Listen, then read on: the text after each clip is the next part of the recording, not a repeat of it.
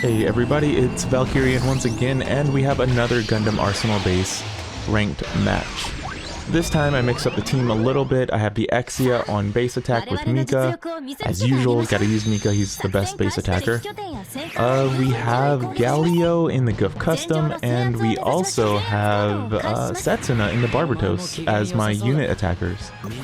I decided to go with them because Galio is super fast, the Guf Custom does a lot of good damage, and it has a nice stun.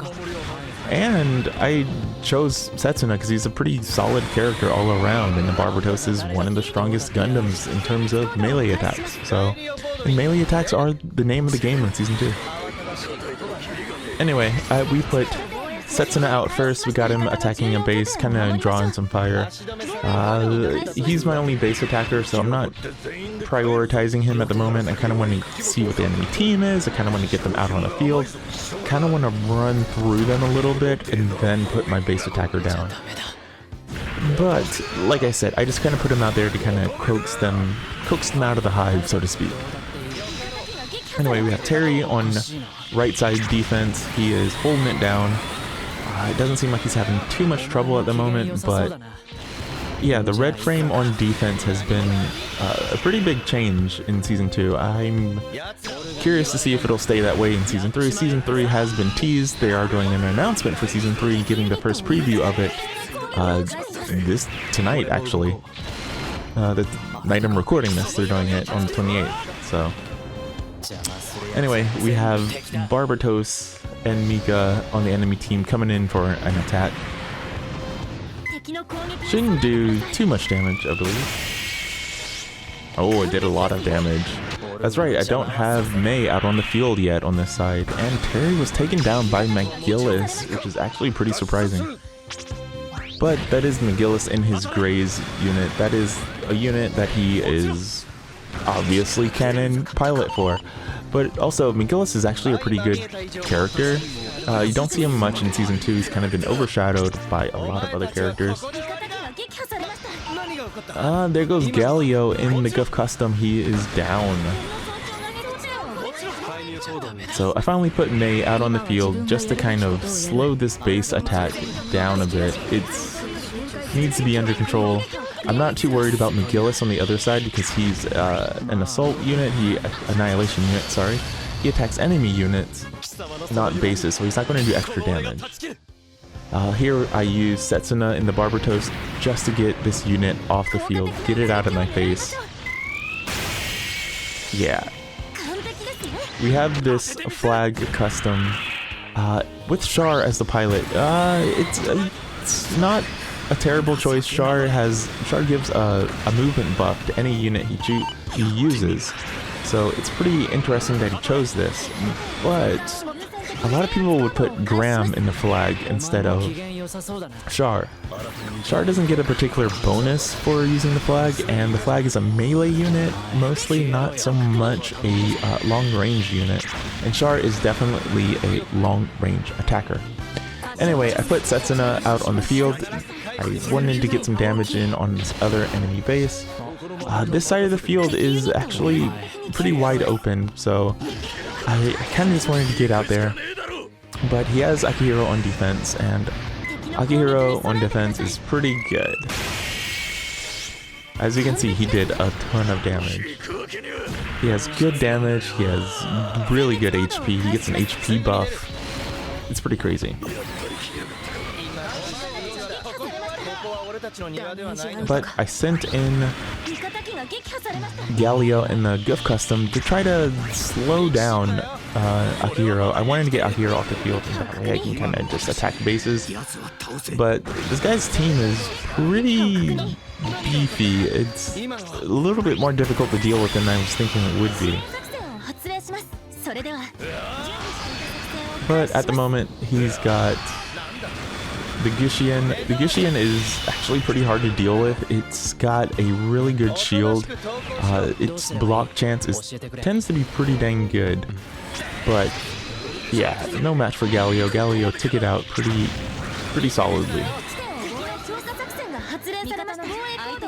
And now we got a red frame back out on defense because there was a suppression unit on the way in the form of this Barbatos, and I don't want to deal with it. So I use Terry's super attack to go along and try to do as much damage as possible.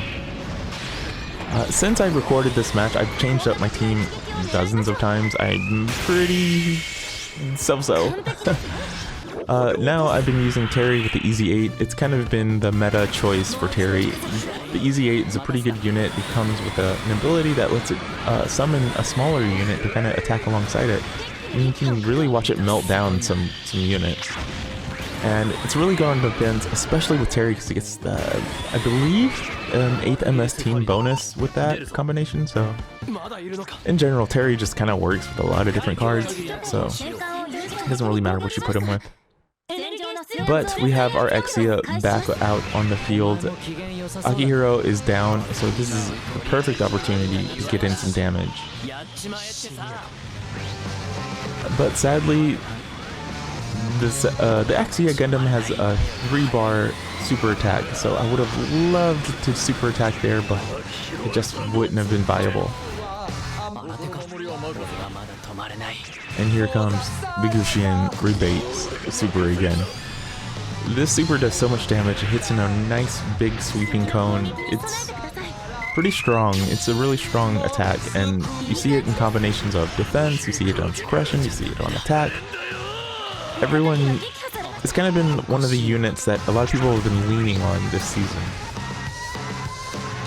Especially because one of the versions of Gushian, the rare variant of it, has an attack called, I believe, not an attack, an ability called Intimidate, or maybe Influence. Influence is what it's called. It basically is a taunt. It makes anything around it attack it. And it has a big shield, so it has a good defense chance. But also the range on Influence is really big, and it's... wouldn't be surprised if they tone that down. I feel like it should be toned down, because you're seeing two different teams or two different units have the ability Influence. The Gushian and the Justice Knight, they both have it. And a lot of team compositions use both of those units, because you can just use Influence and draw enemies away, and then use it on the other side of the field, use Influence and draw them away again. So it's really difficult to deal with and annoying. You really have to prioritize those units and kind of weave in between their deployments. Anyway, we have Setsuna and the Barbatos again. We're trying to make short work of anything that comes down the line. Like I said, this guy's team is surprisingly beefy and able to kind of hold its own, more so than I thought it would. But yeah, we are sitting at 65-64, and yeah, we're just kind of in a stalemate at this point. We're just kind of locking horns. We're locking horns, trying to destroy each other's units instead of each other's bases at the moment. You can see I use the Exia. I keep wanting to say Setsuna because I see the Exia, but I'm using Exia, and I made a beeline exactly for the base. I just wanted to do that last hit of damage, so we took the base down. It is now 64-63, and we have only a few seconds left. Setsuna took down McGillis. That's great. McGillis wasn't so much a problem the second deployment. The first deployment, he really did some work. And that should be it. Yeah, even if Akihiro hits Mika with this attack, it won't deplete my overall HP bar, because it's an attack against a unit, not one of my bases. So I'm pretty sure I'm gonna win this match. I'm not sure. Yeah, I did win. Great. Perfect. So yeah, that was a pretty interesting match. It's not exactly the team composition I was expecting, and honestly, it put up more resistance than I thought it would. But we held it down. We beat the guy by 1%. Yeah, and with this team, Galio is like the fastest character in the game. I wanted to try to see what damage I could do with Galio, and he's okay. But yeah, this was a strange match. The team compositions for both sides weren't the meta, and they were just kind of just trying to push through each other. And yeah, we really locked horns a lot in this match. But yeah, that's all for this match. I hope you enjoyed it. I hope you enjoyed my 1% win. I hope to see you again next time for more Arsenal Base footage. I hope I can record more footage soon, because this footage is kind of old and I still have some older footage that I'm going to use. Last time I went to the game center, there were some people streaming with the setup, so I couldn't use it to record matches with my new team compositions and kind of a better understanding of the game. But yeah, I'm gonna upload this video, and I hope to upload a small breakdown or kind of analyzation of the information coming in Season 3. Gundam Wing is coming. Get ready for it. I hope it's good. Anyway, that's all for now. I hope you have a good night, a good day, or a good afternoon whenever you're watching this. And I hope to see you again next time. Bye-bye.